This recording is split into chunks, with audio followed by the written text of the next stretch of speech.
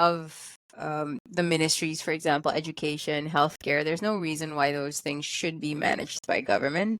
It would do perfectly well, in the private sector if just structured properly and given the proper incentives. There's no reason for us in Suriname to have taxes. Like literally, we don't see any benefit from taxes whatsoever. It doesn't go into roads or dams or dikes or any type of economic development. And with the resources we have, we don't need a tax-based system. So abolishment of taxes, creating an economic free zone. I want to call it an innovation free zone where open source development, things like Noster, things that are fighting this centralized status quo that has happened with big tech, that has happened in the tech industry, right? With Google, Facebook, Instagram, YouTube, you name it.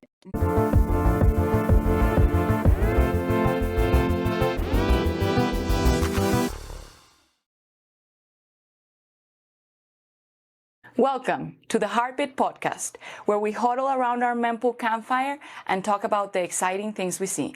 I'm Danny, your fellow Bitcoin explorer, and today I'm thrilled to be joined by Maya Parbhoe, whose expertise ranges across business administration, entrepreneurship, and Bitcoin. Hello, Maya. How are you? Hi, Danny. I'm good. How are you?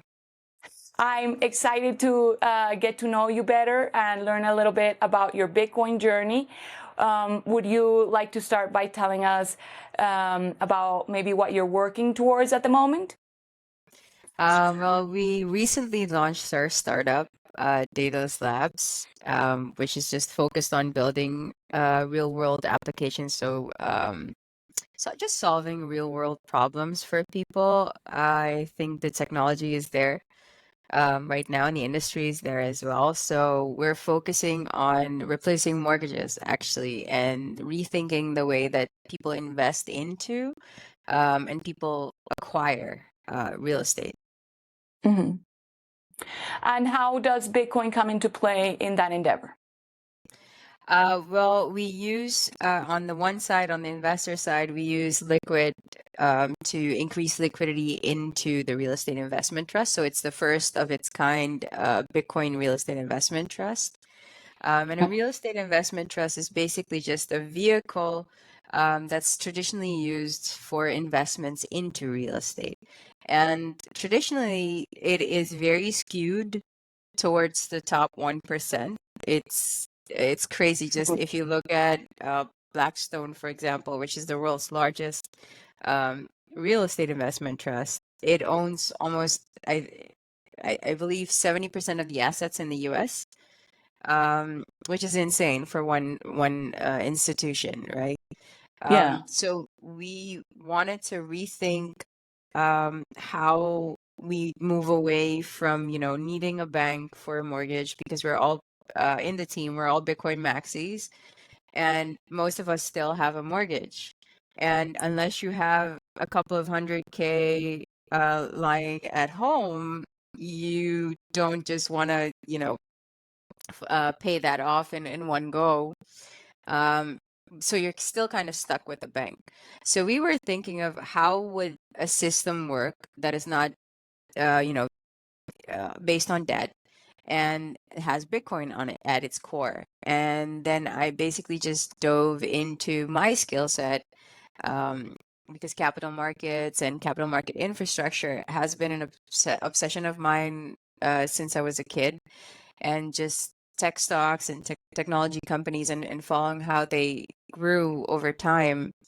So I just took my skill set from Yale, from Oxford, and then applied that to solving this problem together with Judy Bars, who was at Rabobank for over 8 years, also dreaming about doing the same thing. Like, how do we get rid of mortgages? Mhm. And then moving away from a debt-based system where you're just basically paying almost the same value of the home, like the underlying real estate assets, you're almost paying the entire value of that home over the duration of the loan, right? And mortgage is basically just, it means death pledge, literally translated. So you're basically paying it off 15 to 20 years to 30 years on average. So by the time you pay it off, you'll most likely be either in your 50s or in your 60s. So it takes almost your entire lifetime to get rid of that debt.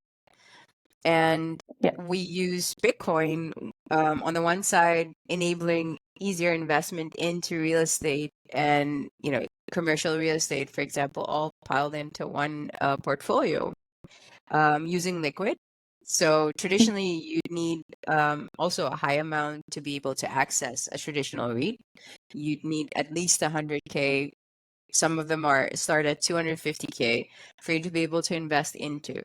So on the investment side, we make it easier and more accessible because we can actually fractionalize it all the way down to $1 using liquid. So it's more accessible on the investment side for people to create more wealth and have community ownership of real estate. Um, and then on the user side, we actually make it so that when you purchase an asset, we buy an equivalent amount in Bitcoin of that asset. So it's kind of similar to what MicroStrategy is doing in shares, to kind of explain it simply. They're issuing shares and they're buying Bitcoin and holding it in treasury in a company, right? A publicly traded company. A REIT can be publicly traded. And in the same way, we accept fiat. We purchase the real estate asset with that fiat, but we also buy Bitcoin. Mm-hmm. So you have an over collateralized asset where the amount that we purchase in Bitcoin, actually, we believe, it keeps increasing over time in value, and the fiat value keeps shrinking over time, to put it fairly simply. Yeah. So we've created a vehicle that just absorbs fiat, absorbs real estate assets, and converts it to what we think is what real estate needs to go back to. It's its utility value, right? Because right now prices are inflated. It has lost touch with reality. It's just inflated over the years, and it's been used as a speculative asset because of Uh-huh. the way that the system has been structured. So to fix that problem and bring it back to its utility value, that's why we're building Resin. Mm-hmm. So, Right. did you guys, are you already in BTC Prague, or are you still in the competition process? Yeah, so we're actually in the BTC Prague pitch contest. Last I looked, we were third place, so we're trying to get more traction to get us back to the top one or top two. But I think it's like the top 8 that get in. Yeah, but I'm a bit of an overachiever, so I want to go for number one. No, that's great. That's totally fair. But it sounds like you will probably have a chance to pitch it there as the next step for the project. Yeah, definitely. I mean, we're still we've already raised pre-seed. So we've been working on this for a while now with the team. And we just, you know, pitching at BTC Prague is an amazing opportunity because it's, one of the largest conferences in Europe, and we love the organization. We stand behind their ideology, and it's truly diehard Bitcoin only and very maxi. So we love to be able to pitch on stage and share what we're building with the rest of the world at BTC Prague. Would be a great launch. Well, hopefully that pans out for you guys. So, Great. I wanted to, well, changing subjects a bit, going a little bit more to the basics, and I wanted to talk to you about what was your orange pill moment? Like, what was that experience that made you go all into Bitcoin? That moment that you were like, oh, this is it. Well, when I read the white paper in 2012, I was stupid. I didn't invest at the time, and it was very cheap. Um, but I was just, I just read it and I was like, okay, this is the solution to the 2008, what happened in the 2008 financial crisis, and this is the answer. And this is going to be huge. But it wasn't actually until WikiLeaks started accepting donations in Bitcoin that was my aha moment. Like, okay, this is gonna blow up. It's gonna be insane, and it's unstoppable. Mhm. It's gonna scale globally. And just Metcalfe's law, network effect. It's gonna keep scaling and keep scaling and going exponentially until it's reached like I think the largest part of the population, which it still hasn't.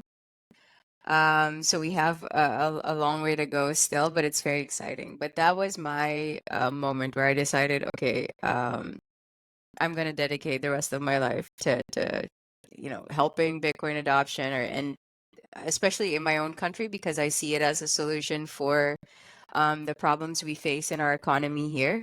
Um, so I've been advocating for it here, and I just want to, help adoption in whatever way I can. Very few people were aware of the Bitcoin white paper in 2012. What was like your life trajectory that allowed you to be exposed to this so early? Well, in 2012, I had definitely an obsession with tech. In 2012, it was actually a friend of mine, Ed. Um, he showed me like, hey, you need to check out this Bitcoin thing. Um, it's gonna be huge. And I'm like, what is this Bitcoin thing? I'd never heard of it before. Okay. And he shared the link actually, and then is when I started looking at it. And what made me be able to go all in, well, it hasn't been easy, definitely. But I have two other companies. So I have an import-export company and a infrastructure company. So we built roads, dams, and dikes. And at the time, the economy was doing very well. And so our company was doing very well. And that allowed me to be able to invest into something else. And civil engineering is not my skill set or forte or passion in any sense. I built the company with a close friend who's a civil engineer, and he's actually one of the most prominent civil engineers in the region. His family has been in civil engineering for generations, so it is his passion. And then when it came time for us to decide, like, okay, what are we going to diversify into, or what are we going to be working on next? And then basically I came up with, okay, I want to focus on Bitcoin. I want to focus on developing Suriname on a Bitcoin standard. And then I thought I was very smart by like figuring out some sly roundabout way to get Bitcoin adoption in Suriname, because our Minister of Finance at the time wasn't very pro Bitcoin. So I thought, let's focus on the capital market and capital market development and the exchange, because I figured we need an exchange, fiat on and off ramp to Bitcoin, to be able to get people to the ability for them to purchase it. So we focused on the exchange, and I also saw that as an opportunity to issue assets on Bitcoin. I just hadn't figured out how that would work exactly, because it was still pretty early. I think it was 2015, 16 when we started ideating about it, and it was 2017 when I went to New York to actually talk to companies that had exchange infrastructure, and we're developing exchange infrastructure at Consensus. So it took a while to get the tech, just to launch an exchange. And then how would a share, or how would you represent a portion of a company on a Bitcoin standard, or using Bitcoin technology? There was no rootstock back, rootstock, sorry, taproot. My Okay. bad. Okay. I said rootstock. That's horrible. But Yeah, no, taproot. you're good. I'm sorry, there was no taproot back then, and no Mhm. liquid, so there was no technology already available to be able to issue assets I on see. Bitcoin, or how to figure out how to trade it. There were no dexes or things like that. So how would you create that capital market? How would you create liquidity in that capital market on a Bitcoin standard? So it took us Actually quite a while to get that up and running, and well, not quite a while, about a year to get it up and running, and to do all the lobbying with the central bank. I got a sandbox at the central bank specifically for, financial inclusion and to be able to support the launch of the exchange. And then our central bank governor got locked up, and then it got Hmm. put on the wait list while we had elections in 2020. And then I started working with the new Minister of Finance to get it pushed again. And in the meantime, I had already gone to El Salvador in 2021 to advocate for the same thing. I was like, hey, how do I get this, what you guys are able to do here? How can I do that in Suriname? I've been trying to do this for years. And that's how my whole journey started last year, actually, with 21.world. 21.world is their Gigi and Dennis kind of took the Einen Swansov model and then wanted to spread it, or like create a platform for it to be able to spread, in an open source way to the rest of the world. So I got introduced to that and just started with that. Just try to create community here, try to share as much information about Bitcoin as I could, and try to contribute as much as I could to the space. And then just over time, it just started growing here as well. Like we went from, I think, 2 or 3 people at a monthly meetup to our last one last month on the 21st. We had more than 100 people there. And Hmm. just the amount of people like pouring out to me and asking more information about Bitcoin and wanting me to speak more about it. It's like it's gone crazy in this country. Um, and it is now even part of almost like most political parties, their agenda at the moment. Like, I'll be on stage on Friday actually presenting a Bitcoin strategy for the people, because I want it to be not just legal tender. I want it to be a unit of account here. Like people need to earn their salaries in Bitcoin. Pricing in the supermarkets need to be in sats.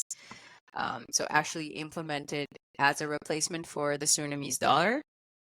So I'll be presenting about that on Friday to the largest audience of one of the largest political parties here. So it's actually become a topic for the next elections. So traction's going well here. That's wonderful. I have a bunch of follow-up questions to like different aspects of what you just said. I think one of the ones we could start with is, what do you think that makes Suriname like the right breeding ground to be the next Bitcoin adopter, as opposed to like other Ibero-American countries? Well, the reasoning behind that is basically one, we have a very small population, Hmm. about 600,000, and we're 93% forested. So it's all in small rural areas. It's not big cities like in other countries. Hmm. Two would be the lack of financial infrastructure. So people aren't transitioning from, a system that kind of already works for them, or like is easy to use, like you have in Western countries where it's pretty easy to, connect your bank account or your credit card or use your credit card for online payments. We have none of that. Um, Hmm. Maybe 0.01% of the population has access to a credit card. You need a US dollar income. You need to be able to pay it in advance because it's not an unsecured card. It's a secured card. So you need to have that money for the bank for them to be able to reserve it, to be able to use it online. Our debit cards don't have MasterCard or Visa on them or Maestro. So it's just a local debit card, which you can only use for SRD. You can't use it online anywhere. You can't use PayPal. You can't use online payment methods. Like we're zoned out basically by the entire world. Like all the major companies don't allow Suriname to use their services. So we've been isolated pretty much from all online payment methods. So websites, online payments, it never really took off here because we don't have access to those services. So it's pretty difficult for people to use, just websites or online payment methods. There's literally none here. There's no payment service providers, no payment processors in the country. So we have zero financial infrastructure.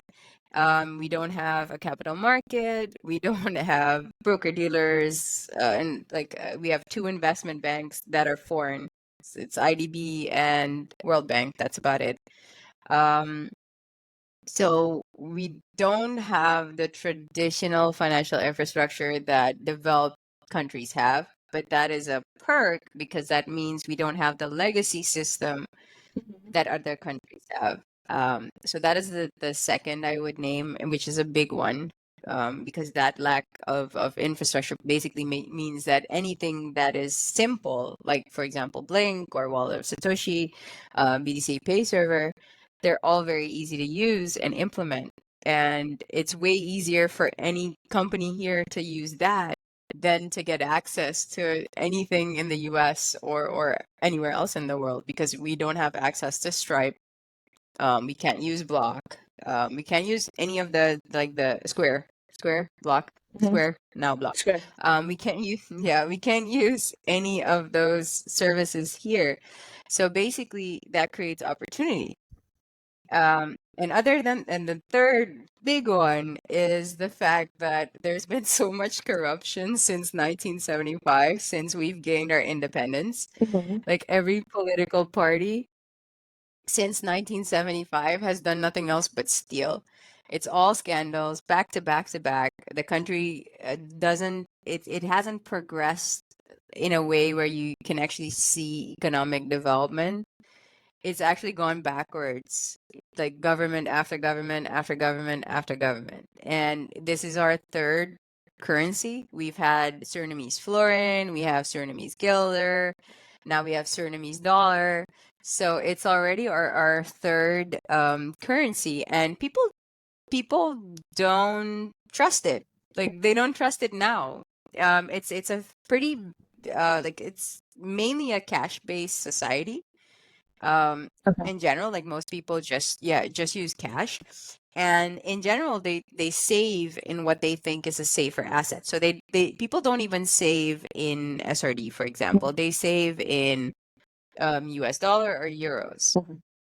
So teaching them that Bitcoin appreciates in value in relation to euro and US dollar, and that it's hard and sound money, and that it might even be better for them long term.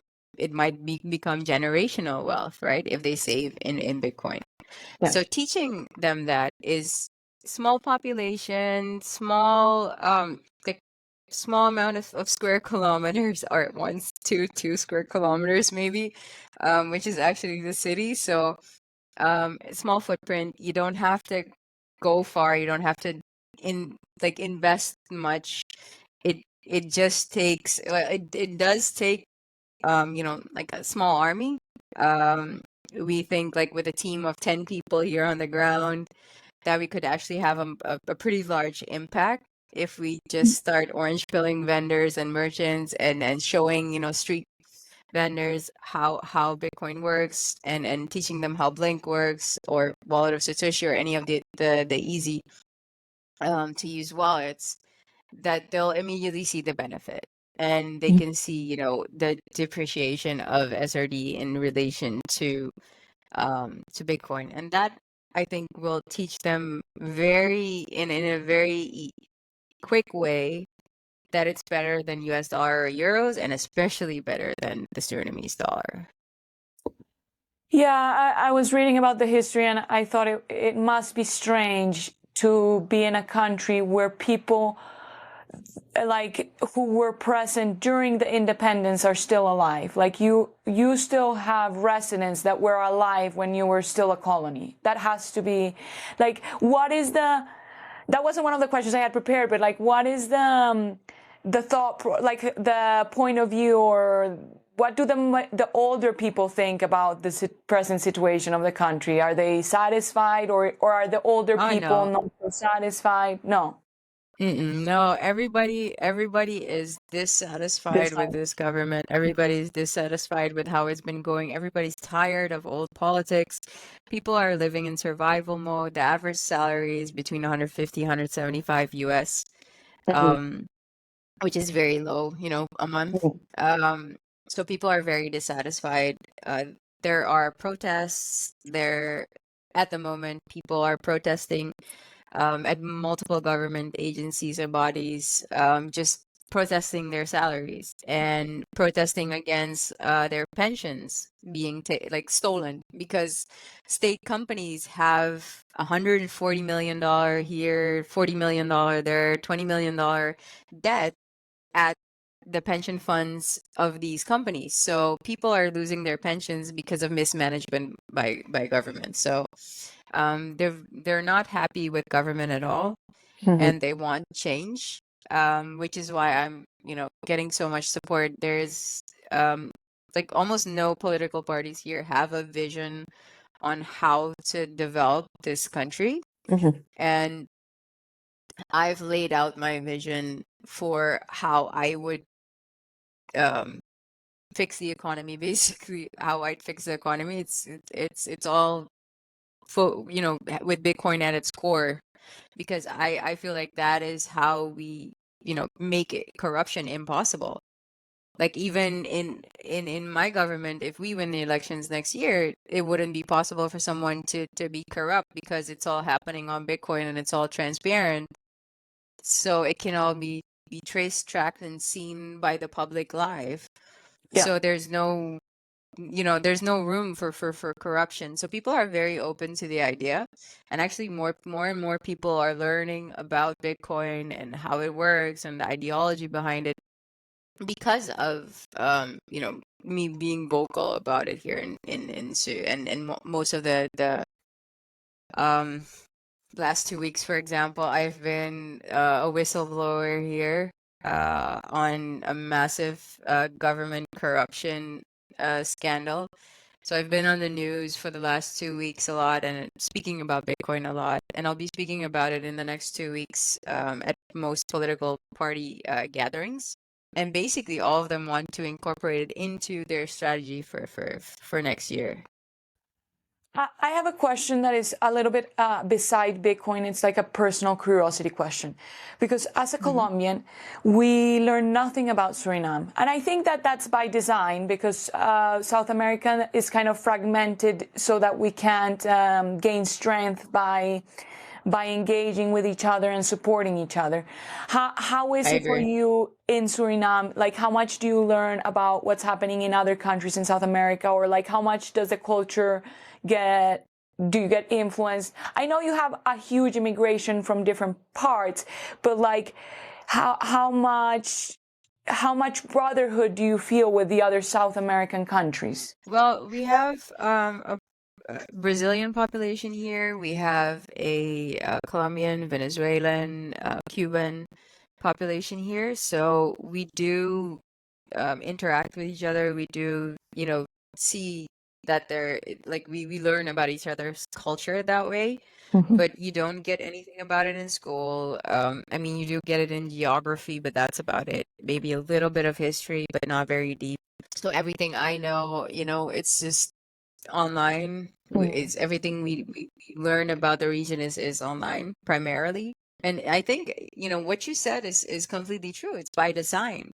Because once Latin America realizes that if we all collaborate as one continent and we start focusing on developing our own continent collaboratively, that we have more strength than, for example, the US, Mhm. right? We have more resources, we have more gold, we have more oil, we have double the amount of people.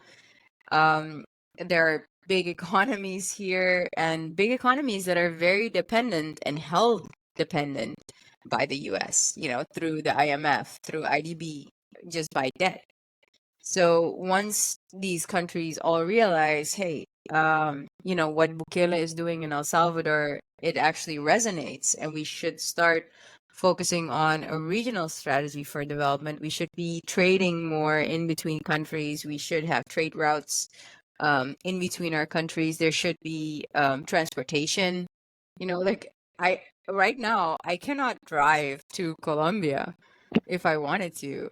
Whereas if I want to drive from Belgium to all the way down south to Portugal, it's fairly easy to do without anyone stopping you at the border. We don't even have roads connecting our countries. It's crazy. We're in 2024 and we don't have roads connecting our countries. It's insane. We don't have trains. We don't have like leave high speed. We don't even have like the old school trains. So the infrastructure was never built. It was never strategized by our former colonizers to have us be one united body. And that is something that I feel in the next 5 to 10 years is something that we as a continent should be focusing on. We should be more yeah, brothers in arms, not the right choice of words, but we should be more of a yeah, family, as a continent. And we should focus more on like a familial bond between countries and formulate a strategy that is focused on a future that we want to be a part of. And I do think that Bitcoin is something that enables that and gives it power and makes it actually possible for us to do, because it is a way for us to be rid of that debt, get rid of that debt, and have a currency that we can freely trade amongst each other, without needing a centralized authority like what the US is doing with us right now, or, Europe is doing with us at the moment. So, yeah, I agree. Yeah, I mean, like huddle together. Yeah.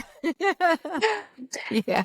And it I like has that. to be a little bit isolating to be in a continent where everybody else speaks Spanish, because like there's some unity between Peru and Ecuador and like Argentina, because we can kind of understand each other.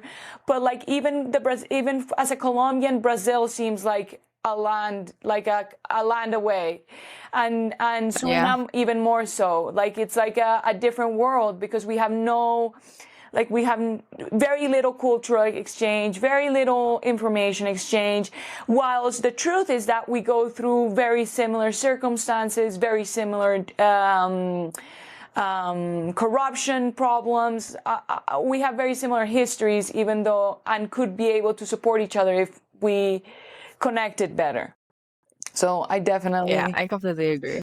In fact, I read something in your... I was when I was looking at some of the material, I became familiar with the 21.world stuff, and it really started to like spark in me this desire to have a more like South American or South Central American Bitcoin community, because nowadays, if you look like for Bitcoin in the chats or in the social media, for the Latin communities, it's very plagued with altcoins, and also it's very focused on underground markets, not really like empowerment and sovereignty. So I think it would be a really important cultural push to kind of come out of this like corruption and black market Bitcoin environment, and transform into this like the new birth that Bitcoin can bring to our communities, and the true education that can come from it. But yeah, so continuing with some of the things that I thought about, what are some of the challenges that Suriname faces in terms of economic development, and how could Bitcoin adoption address these issues? I know we've talked about it a little bit, but specifically. Yeah, so our major issue is actually corruption and government mismanagement. Okay. Because the people in charge don't have the skills to manage a country. They barely have the skills to manage a company. So we've actually lost most of, like, there's a lot of brain drain. We've lost most of our technocrats, for example, have left.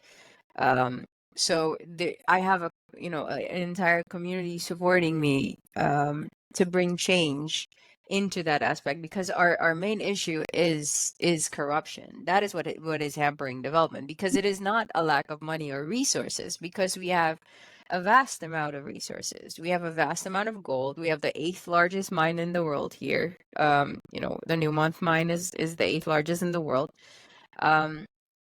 We have oil repositories onshore and offshore, and offshore is estimated to be more than Qatar. So in terms of offshore development, starting 2028, we'll be receiving royalties in the billions, which is going to, if it is managed properly, going to create a lot of prosperity for our country. So making sure that that offshore oil, that resource isn't wasted in the same way that gold and oil onshore has for the past decades, is I see Bitcoin as the only solution, because that it makes corruption completely impossible. And what is happening with the Surinamese dollar, 50 to 60% inflation annually, that will not happen with Bitcoin being the main currency for the people, right? And once everyone starts earning in Bitcoin, so once next year after the elections, fast forward, everyone starts earning in Bitcoin. You just receive your salary in sats, you go to the supermarket, everything's priced in sats. You'll see the prices in the supermarket go down, and you'll see your salary increasing in value in relation to euro, US dollar, and every other currency in the world. I think that is what will push us over the edge into an economy of abundance, and one that is not anchored in debt, because we don't need debt. We have enough resources. Our population is small enough. It's literally what is happening at the moment is resources are funneled into government, used to pay salaries, and it's just like a vicious cycle. So you replacing the SRD with Bitcoin, that prevents corruption. That's one. We want to privatize as much of government as we can. So decrease bureaucracy and government overreach. There's no reason why, most of the ministries, for example, education, healthcare, there's no reason why those things should be managed by government. It would do perfectly well, in the private sector if just structured properly and given the proper incentives. There's no reason for us in Suriname to have taxes. Like literally, we don't see any benefit from taxes whatsoever. It doesn't go into roads or dams or dikes or any type of economic development. And with the resources we have, we don't need a tax-based system. So abolishment of taxes, creating an economic free zone. I want to call it an innovation free zone, where open source development, things like Noster, things that are fighting this centralized status quo that has happened with big tech, that has happened in the tech industry, right? With Google, Facebook, Instagram, YouTube, you name it. The entire world lives on US companies. We all pay ads, like most companies in all of these countries have been paying for ads to get some sort of exposure, because that's the main problem is discovery.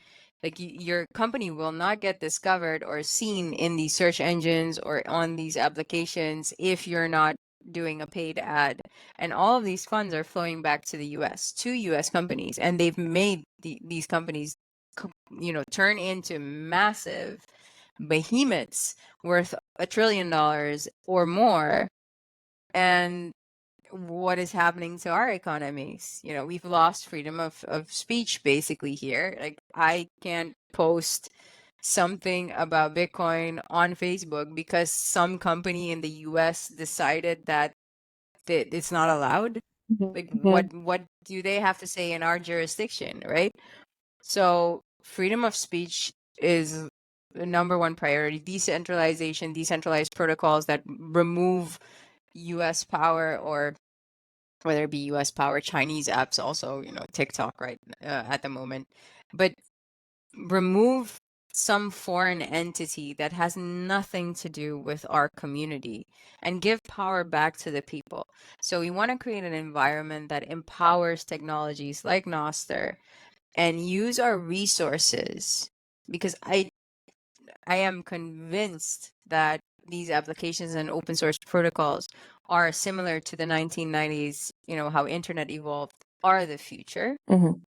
And that we use our sovereign wealth fund and our resources to reinvest into startups, into this technology, into development of this technology, and give it a breeding ground, that is limitless.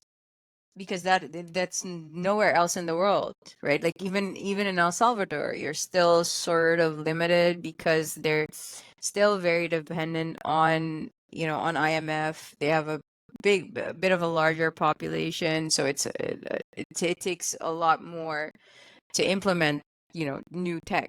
Whereas we have 240,000 ish people living in the city. Like it's the perfect pilot environment for any startup. So we want to create a breeding ground for open source technology and freedom technology, because we as a people, we value our sovereignty, and we've been isolated from the rest of the world since the 1970s. Like they don't care about us. We don't make mainstream news. We have almost no access to modern technology. We're always like, even we don't even have Strike. Like Strike even doesn't allow Suriname to use the app. Most Bitcoin apps don't allow Suriname to use it. Like even in the Bitcoin industry, we're isolated. But Like why is we're that? so I honestly I think it's because we're small, I see. or people don't know. Like they don't even know that we're in LATAM. Like most people I speak to don't even know that we exist. So I think it's just they don't know. Yeah. But basically, we're so isolated from all financial infrastructure and the rest of the world anyway. We have resources enough to be a global force for change and a global power. Why wouldn't we, be a force for change that helps Bitcoin, helps open source, decentralized technology to flourish? Like, I feel what happened to Samurai, for example, what happened to Damos being pushed off the App Store. Those are things that I feel can only happen in the modern world, in Western economies. So these are things that it's so far from where we are here. Like we're so isolated that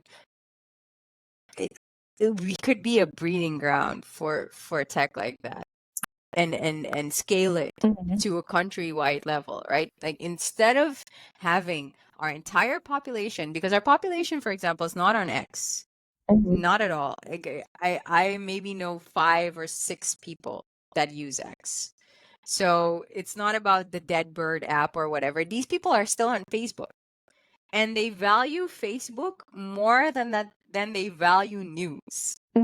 Like we live on Facebook in this country, and getting them off of that and getting them onto Nostr, for example, and being able to internationally be able to sell products, be able to feel freely trade, and for them to be able to freely receive donations from wherever in the world or payments from wherever in the world. We're isolated already, so perfect for Bitcoin adoption, right? Let's just use Suriname as the breeding ground for new innovation that's going to change the world, things that you would never think of in Italy or in Switzerland or somewhere in Europe, where everything is already so easy that you take it for granted, that you don't even realize when you when you put your feet on the ground in this country. That is when you realize exactly how big the opportunity is for Bitcoin here. I've heard it multiple times from Bitcoiners that have come over the last 6 months. They didn't realize how big of an opportunity that actually was until they came here. So this is the perfect breeding ground for new tech, new innovation, and freedom tech, because I will make sure that that is the only like that environment is available here, and that it's not altcoin or Web3 or VC hype mumbo jumbo, but actually a breeding ground for Bitcoin development. And I think as the rest of the world is closing its doors, because it's such a threat to leadership, specifically here, because we want to change leadership. We want it to be more decentralized. We want it to be more transparent. We want, Bitcoin to be the unit of account and the currency. So I think here we can actually do something that hasn't been done anywhere else in the world, and hopefully can spread to the rest of the world. I have some questions about like the obstacles that you would face. One is a practical, and one is regarding like the powers that be.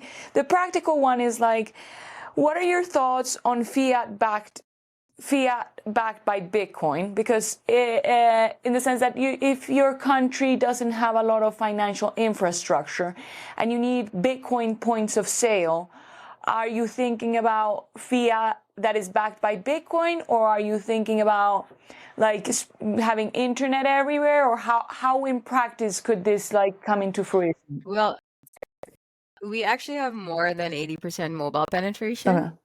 Like the entire country is covered in, like we have internet access everywhere. Correct. So that is not a limitation. More than 80% mobile penetration, so that makes things with Bitcoin a lot easier. And honestly, fiat on Bitcoin, I mean, like Tether on Liquid is interesting because people are using Tether here, but they're using it on Tron, like, So that could be an alternative for them, but I'm sorry, it's gonna be Satoshi's salaries. Your salary is gonna be in Bitcoin. Your pricing in the supermarket is gonna be in Bitcoin. POSs and financial infrastructure will have to be, a QR code payment, easy BTC Pay So server. you see it as fully digital. Using Bitcoin. You see it as fully digital. Yeah. And for people that, for example, don't want to use a mobile wallet or don't want to use, a phone, NFC cards. Cards. It's basically, similar to like their debit card. Yeah, and they're already used to. There's this app here called Suribet. It's a betting app. Okay. But Jesus Christ, like the entire population uses that thing, and they use it to send money to each other as well. So it is, it's not that far-fetched to have them on a Bitcoin standard here, and it's small enough. Even like you could have a team of 10 to 20 people go out for a couple of months and explain this to people on the streets, and have, ads running on TV, education running on TV for a month or two, and you'd have the whole population covered. We're that small. So my other question about the obstacles is the following.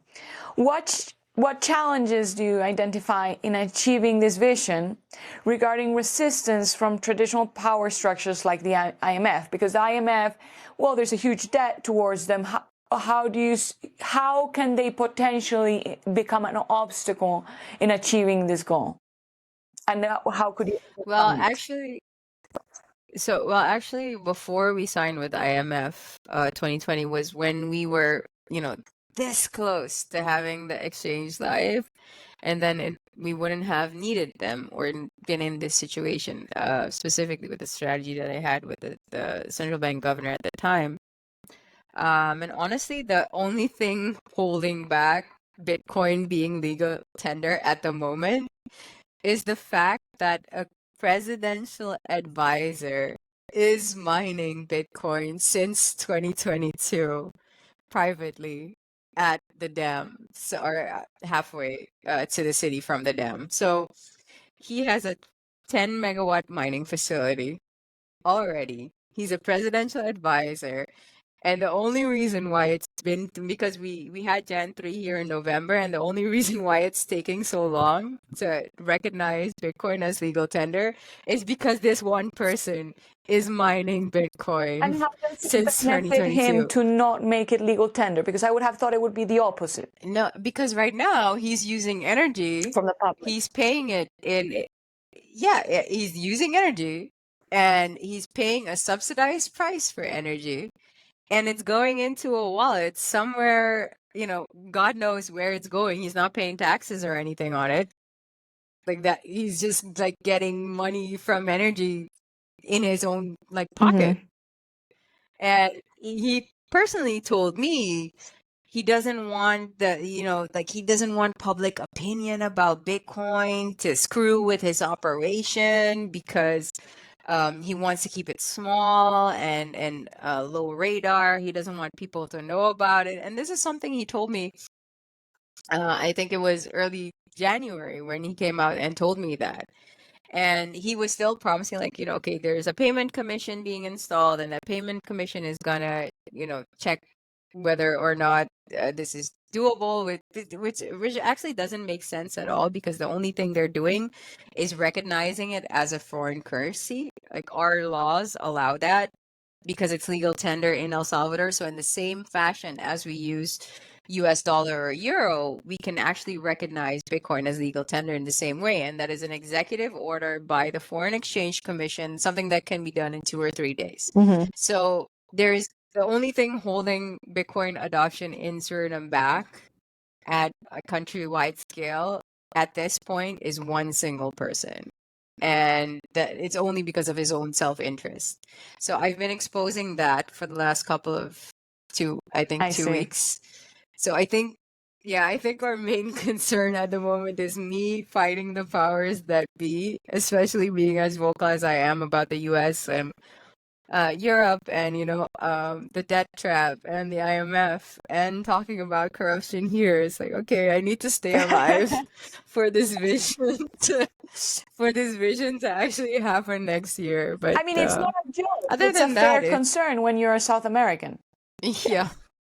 But it's not something that U.S. citizens or Europeans seem to understand. Like my life is actually in danger at the moment, and I'm laughing about it because I've already cried about it. I've already accepted, like, am I willing to actually die for this cause? And I think my mom, she'll probably not be happy with this statement, but yes, I am.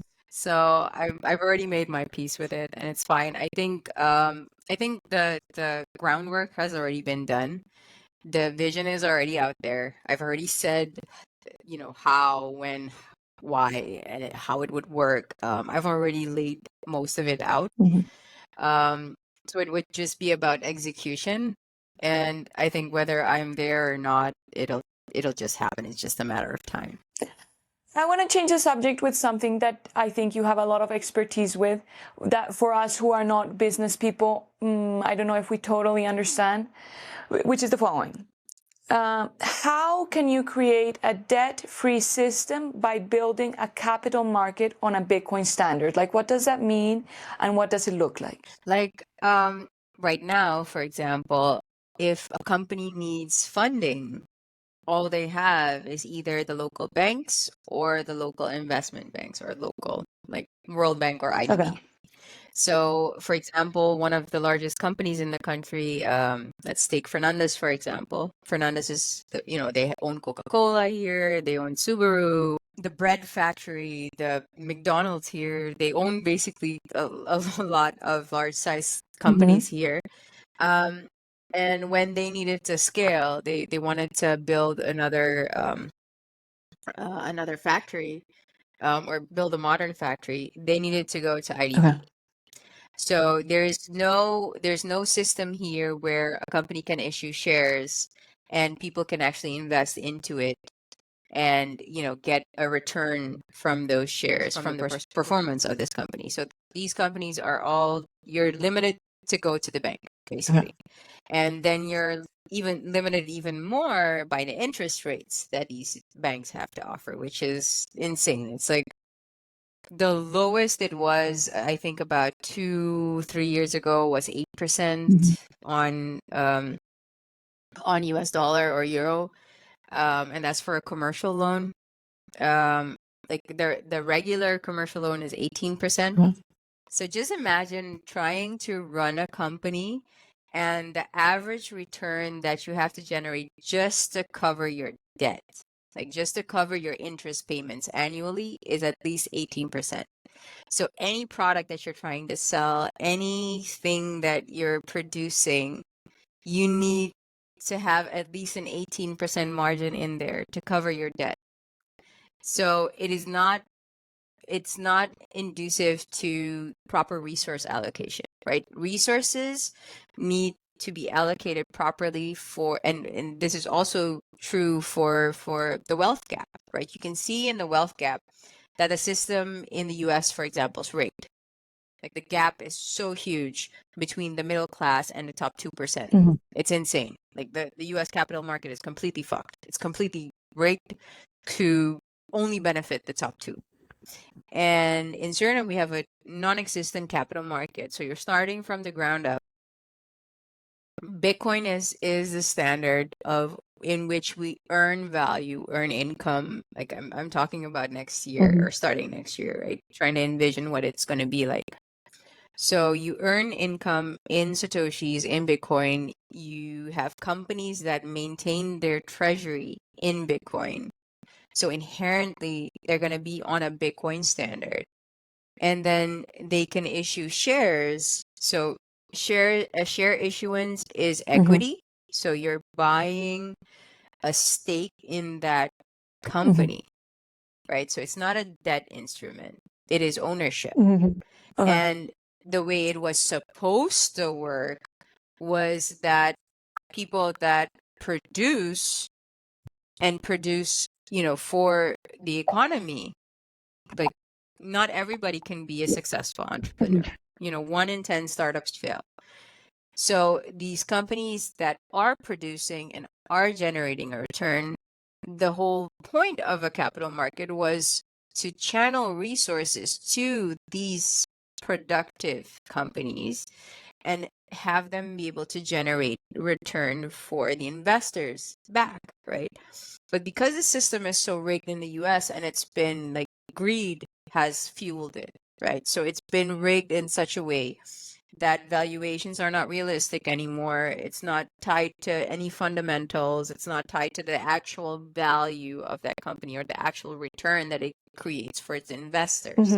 Yeah. So I believe with an economy on a Bitcoin standard with full transparency, that it will bring the system back to how it's supposed to function in a free and open market. Resources are supposed to flow to the companies that provide value, and that should generate value back for its shareholders, its investors. And that would, I believe, create a system of abundance instead of a system of like debt and poverty, what it is right now. Should be a system that creates more abundance for its people, it creates more wealth for its people. Because now you can invest into a company for $1, $2, $3, and instead of having some stupid fund manager decide what companies or what shares or whatever it's being piled into, you have no control over it whatsoever.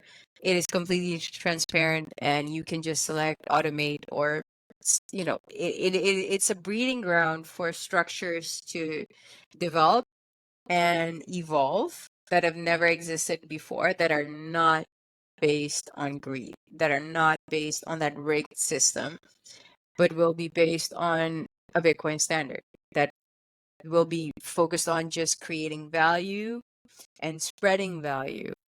And we have the same thought for education, so not just for companies, and that'll be great for corporations or just companies or small medium enterprises, for them to be able to grow and be able to operate more efficiently and better without needing 80% debt or 24% debt.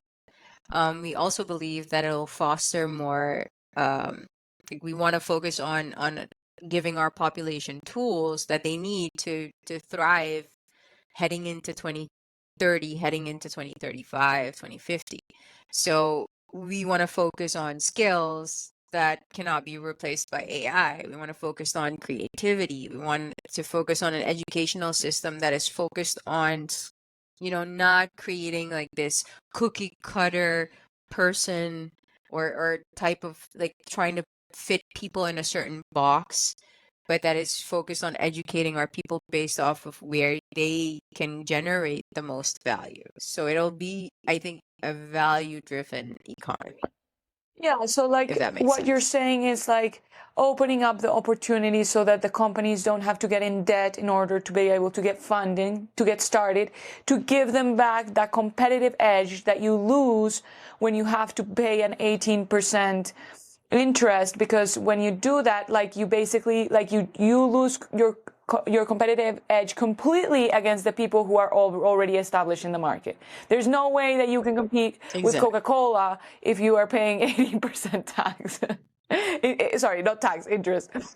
It just interest, like, and then you still have Yeah. taxes. So it's crazy. But yes, I think it especially because of the amount of resources that we have and the small population, that gives us like the perfect environment to actually be able to do this, because it's a combination of both, right? Like we have the resources, we have a vast amount of forest, we have a vast amount of natural resources. So we have that. We have a small population. So it is the perfect breeding ground to actually to be able to do this. Yeah, after our conversation, it is more clear to me, like why Suriname is a good candidate and has like important characteristics that make it to have the potential to succeed in this process of becoming, of adopting Bitcoin, definitely. Well, we're reaching kind of the end of our time. So I wanted to ask you where, like, interested individuals and organizations who want to support you, how do they learn about your initiatives, and how can they, like, find you and support your process? Well, I hang out on Nostr a lot. Uh, Other than that, so you can find me on Nostr, or I have a profile on X. But that's just me personally. We have a Telegram group for Bitcoin Suriname, Okay. which is the main group where we all gather and share information. And anyone that wants to help, join the Bitcoin Suriname Telegram group and just like tell us what you can do. Like tell us where you can pitch in, tell us how you can help, because it will take an army, to do everything that we want to do. So we'll need help in education, we'll need help in financial infrastructure, we'll need help developing financial infrastructure or bringing it here or implementing it. Like if you can come here, that's better. Like all Bitcoiners are welcome. I'll give you a personal tour of the country and show you how you can help. And there are already a couple moving here. Just think of, being on the ground in El Salvador before it became Bitcoin country, and like give us the same type of energy and the same type of help. And if you can, just hop on Telegram and contribute in whatever way you can. Everything is appreciated. We'll make sure to include all the links in the description. So if you're curious to find them, go and check the description now. Well, it's been a great pleasure to talk to you. Thank you for joining us, and I wish the best for your endeavors, and I hope everything pans out and the country does support you and does support change, because we need courageous people to lead this process of transformation. Great. Thank you for having me, Danny. I've enjoyed the conversation. It's been a pleasure learning from you. Thanks.